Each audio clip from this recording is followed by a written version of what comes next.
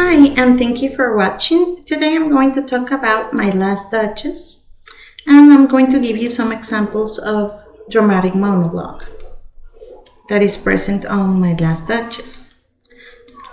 To start with, a dramatic monologue consists entirely of the words of a single speaker. In this case, is the Duke. The speaker reveals his nature and personality through the way he speaks. So we are able to infer from the poem what type of person is the Duke and what are his traits and the way he thinks. The poet allows the speaker to show himself, the other characters, and the situation. So on this poem, we are basically seeing the world through the Duke's eyes. And this poem includes the elements of drama, which are characters, narrative, physical action, and physical setting. We're going to know all this from the words of the speaker. Here we have the Duchess. Her name was Lucrezia de Medici. She was the 14-year-old daughter of the Duke of Florence. When she got married, she was only 14. And after 2 years of being married with Alfonso II d'Este, which is the Duke, she died, possibly of poisoning. And here is the Duke, which is Alfonso II d'Este. He was the Duke of Ferrara, Italy, and he was 25 years old. So the difference in age was very noticeable. He presents himself as a very arrogant and jealous man, and he speaks in the poem about her dead Duchess. But at the same time, it's very ironic because he's planning to get married again. I'm going to show you some examples here of My Last Duchess. At the beginning of the reading, we can see where he established the setting and what he's going to talk about. Looking as if she were alive, that's my last Duchess painted on the wall. In this part, we could think that he was sad, but in my opinion, he was like mad, actually.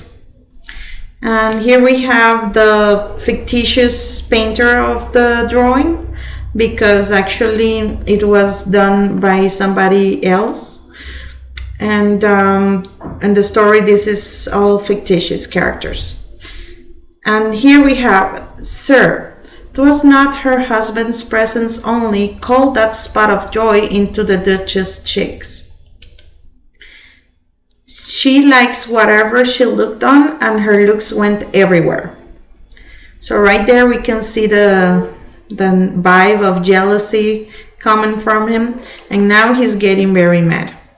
As if she ranked my gift a 900-year-old name.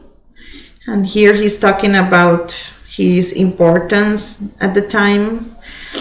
And of mine for glory will be disallowed, though his fair daughter's self as I avowed.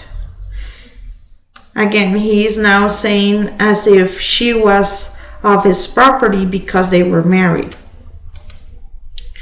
Here we have some examples of the dramatic monologue presence on the poem. Her husband's presence only. Her husband's, he's referring to himself in third person. Called the spot of joy into the Duchess' cheek. We see his jealousy. Her mantle laps over my lady's grids too much, or paint. Must never hope to reproduce the faint half blush that dies along her throat. Such stuff was courtesy, she thought, and cause enough for calling up that spot of joy. So basically, is when she gets compliments, she gets very happy, and he doesn't like that. Then here we see a heart. How shall I say? Too soon made lamb, too easily impressed. So he hesitates before showing the disapproval, but at the end we can see how ridiculously possessive he is. She looked on and her looks went everywhere. Conclusion would be that the dramatic monologue allows the writer to show how that person was in reality at that time, what he actually felt, what he actually thought, and the writer describes this using the tone and characteristics of that character. So my last thought would be also that these kind of things happened long time ago, where women were very, very oppressed by their husbands, but this is still going on in some parts of the world, and this is a problem that is ongoing on our society.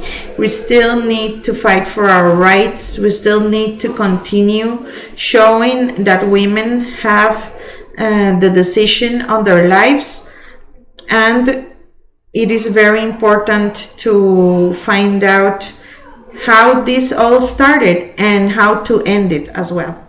Thank you.